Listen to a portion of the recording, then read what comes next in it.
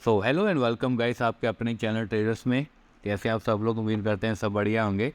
तो चलिए ज़्यादा टाइम ज़ाया ना करते हुए हम लोग अपनी प्री मार्केट एनालिसिस में आते हैं। सबसे पहले हम जो है चार्ट लेंगे, वीकली का चार्ट लेंगे। ठीक है, ये हमारे सामने वीकली कैंडल्स का चार्ट खुल गया है। तो देखते हैं मार्केट ने सबसे पहले इस वीक में कहाँ पे रेजिस्टेंस और कहाँ पे सपोर्ट फेस किया। तो हमने एक्चुअली पहले ही, लेकिन चलो मैं फिर से ड्रॉ कर देता हूँ। पहले हम वीकली हाई एंड वीकली लो का एक सपोर्ट मार्क कर लेंगे। अगर आप ध्यान से देखें तो मार्केट ने 2 हफ्ते पहले भी इसी कहीं पे इसी लेवल से लगभग एक सपोर्ट लेके काफ़ी एक अच्छा बुलिश मोमेंटम दिया था। अभी मार्केट ने इस हफ्ते जो है वहीं से एक बार फिर से मार्केट ने वहीं से सपोर्ट लेके ऊपर जाने की कोशिश की थी, लेकिन जा नहीं पाया। लेकिन मार्केट ने प्राइस एक्शन के हिसाब से उस लेवल को रिस्पेक्ट किया और थोड़ा सा ऊपर जाने की कोशिश की। तो ये तो हो गया वीकली कैंडल का हाई एंड लो। इसके बाद हम देख लेते हैं, आ जाते हैं डेली कैंडल पे। अभी डेली कैंडल पे हमको मार्केट कैसा नज़र आ रहा है। अगर हम डेली कैंडल पे देखें तो वही वीकली लो पे जो उसने पिछले 2 हफ्ते पहले एक का सपोर्ट लिया था, लगभग इन लेवल्स पे मार्केट ने फिर से उसी लेवल के आसपास आके सपोर्ट लेके ऊपर जाने की कोशिश की, लेकिन सेलर्स बहुत हावी होने के कारण मार्केट यहाँ पे सपोर्ट नहीं ले सका। तो नेक्स्ट वर्ड, अभी कल के लिए हमको क्या प्लान करना चाहिए। फर्स्ट ऑफ ऑल हम अपने चार्ट पे 20 मूविंग एवरेज को ठीक है लगा लेंगे। अब देखते हैं कि मार्केट जो है 20 मूविंग एवरेज के काफ़ी एक दूर खड़ा हुआ है। मार्केट अभी देखें तो 1 2 3 4 5 6 7 लगभग 6-7 दिनों से कंटिन्यूसली नीचे जा रहा है। ठीक है, मार्केट ने थर्सडे को थोड़ा बुलिश मोमेंटम, एक बुलिश डोजी बोलेंगे, उसने bullish kind of doji pin bar बनाई थी, लेकिन सस्टेन नहीं कर पाया। एक शूटिंग स्टार बन सकता था लेकिन नहीं बना, एक मॉर्निंग स्टार सॉरी ठीक है मॉर्निंग स्टार नहीं बना। फिर से मार्केट ने नीचे की तरफ का मूव दिया और मार्केट अभी 20 मूविंग एवरेज की भी बहुत ज़्यादा दूर है। तो नेक्स्ट वर्ड, अगर हम देखें डेली कैंडल पे हमको अगला सपोर्ट हमको कहाँ पे नज़र आ रहा है, तो आप प्राइस एक्शन के हिसाब से सभी को नज़र आ रहा होगा। ये जो लेवल है 38,500 का, अगर ये कोई सपोर्ट टूटता है तो अगला सपोर्ट जो है हमारा वो सीधा 38,600 पे रहेगा। ये भी ज़रूरी नहीं है, उसके पहले भी हमको साइकोलॉजिकल लेवल्स, बहुत सारे लेवल्स आएंगे। ठीक है, वो देखने को मिलेंगे। उसके पहले का एक लेवल यहाँ पे देखिए, मार्केट इस लेवल पे आया था तो मार्केट ने किसी अच्छे से एक बुलिश मोमेंटम दिया था, वो है 39,000 का। ऑब्वियसली 39,000 का एक राउंड फिगर भी है, तो वहाँ पे एक सपोर्ट अच्छा खासा देखने को मिल सकता है। अभी जो मेरा प्लान रहेगा कल की ट्रेड के लिए, देखिए 20 मूविंग एवरेज भी बहुत दूर है। अभी कल शायद सेलिंग के लिए हम इतना प्रेफर ना करें, क्योंकि मार्केट पहले ही बहुत ज़्यादा डाउन आ चुका है। तो हम लोग सेलिंग के लिए उतना प्रेफर नहीं करेंगे, क्योंकि मार्केट पहले ही नीचे है। अगर हमको कल ट्रेड करनी है तो हम लोग देखेंगे इस लेवल के आसपास जो है कि है 39,600 का। ठीक है, उसके आसपास हम लोग एक बाइंग की अपॉर्चुनिटी देखेंगे। और जैसे आपको पता है कि मैं कोई भी ट्रेड दिन का हाई या दिन के पिछले दिन का हाई या लो टूटने के बाद ही प्लान करता हूँ, क्योंकि अगर मार्केट को कहीं भी जाना है गाइस तो मार्केट को अपने प्रीवियस दिन का हाई या लो तोड़ना ही पड़ेगा। अगर मान लीजिए कल मार्केट खुल के भी ठीक है तो यहाँ पे खुल के ऐसा साइड में रहता है तो मैं कोई ट्रेड नहीं लूँगा, अनलेस मेरे को यहाँ मार्केट खुल के, अगर मार्केट यहाँ पे खुलता है और फिर अगर हमको यहाँ पे देखे कोई बेरिश प्राइस एक्शन नज़र आता है तो मैं इसको शॉर्ट करने में ज़्यादा रुचि रखूँगा रादर देन साइडवेज मार्केट को ट्रेड करने में। हाँ, अगर वही मार्केट खोल के फर्स्ट टाइम में इधर साइडवेज लेके नीचे जाके सपोर्ट लेते हैं लेवल्स के पास, जो उसके फ्राइडे का लो था, यहाँ पे एक बुलिश पैटर्न नज़र आता है तो हम लोग एक बाई की तरफ एक ट्रेड प्लान कर सकते हैं। ठीक है गाइस, बहुत छोटी सिंपल सी ट्रेडिंग स्ट्रेटजी होती है कि मार्केट को जिधर भी जाना है मार्केट अपनी पिछले दिन की हाई या लो को तोड़ के निकलना पड़ेगा। अगर मार्केट अपने पिछले दिन के रेंज में घूम रहा है तो चांसेस आर वेरी हाई कि मार्केट साइडवेज हो सकता है और हमको साइडवेज मार्केट में काम ही नहीं करना है। ठीक है, अगर हम और छोटे टाइम फ्रेम पे आते हैं तो देखते हैं 1 आवर के टाइम फ्रेम पे हमको क्या नज़र आ रहा है। देखिए मार्केट अभी के लिए तो फुली बेरिश ही नज़र आ रही है। तो लेकिन फिर भी हम कल के लिए बेरिश ट्रेड भी प्लान करना कोई ज़्यादा फ़ायदेमंद नहीं रहेगा, क्योंकि मार्केट में देखिए जितनी भी गिरावट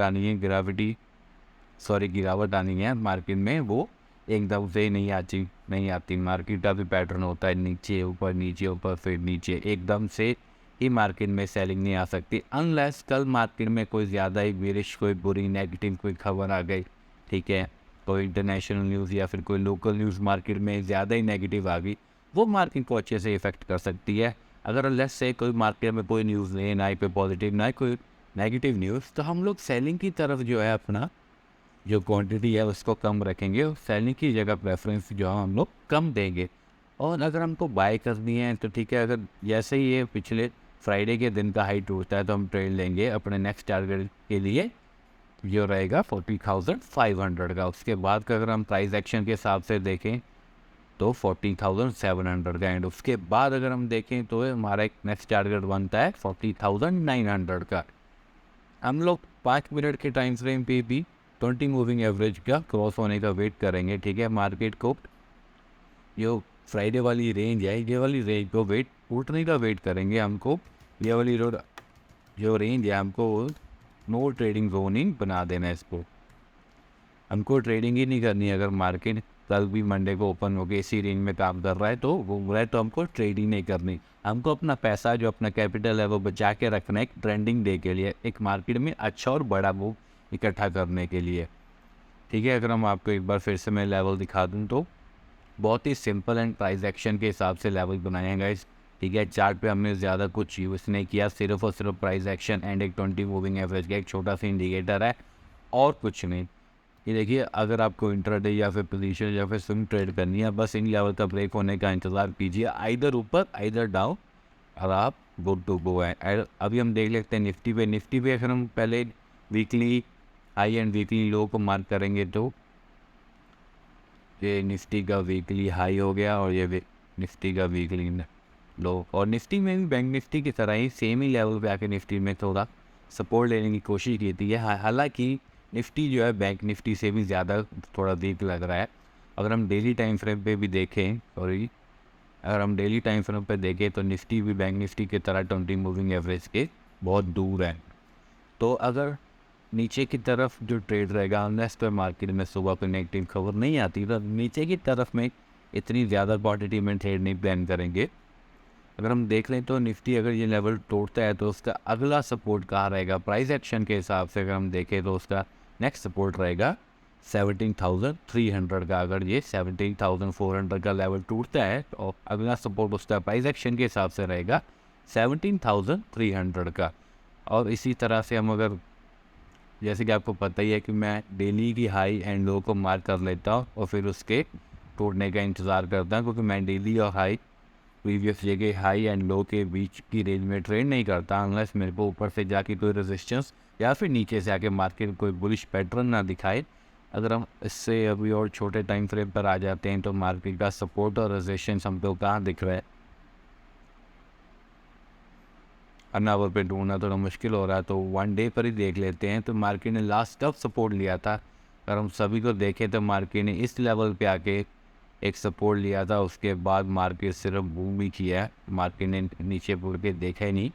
लेकिन अब मार्केट फिर आ रहा है, ये निफ्टी और बैंक निफ्टी ऑलमोस्ट सेम ही बिहेव कर रहे हैं, क्योंकि ऑब्वियसली ये दोनों सिंक में काम करते हैं। तो प्राइस एक्शन की लेवल्स यहाँ निफ्टी और बैंक निफ्टी में ऑलमोस्ट सेम ही है। अभी हम छोटे लेवल पे आते हैं, थोड़े वो ऊपर वाले लेवल्स को मार्क करने के लिए। अगर मार्केट में अपनी प्रीवियस दिन का हाई तोड़ता है तो हमारा फर्स्ट टारगेट क्या रहना चाहिए, अगर हम देखें तो 1 आवर के टाइम फ्रेम पे हमारा फर्स्ट टारगेट ये रहना चाहिए। अब वट अबाउट इंट्राडे, अगर इंट्राडे के लिए आपको लेवल्स निकालने हैं तो हम लोग एक और छोटे टाइम फ्रेम पर आएंगे, और छोटे टाइम फ्रेम पर भी हमको अगर इंट्राडे की लेवल बनाने हैं तो ये देखिए यहाँ पे मार्केट ने आके थोड़ा सा रेजिस्टेंस और सपोर्ट लेने की कोशिश की थी।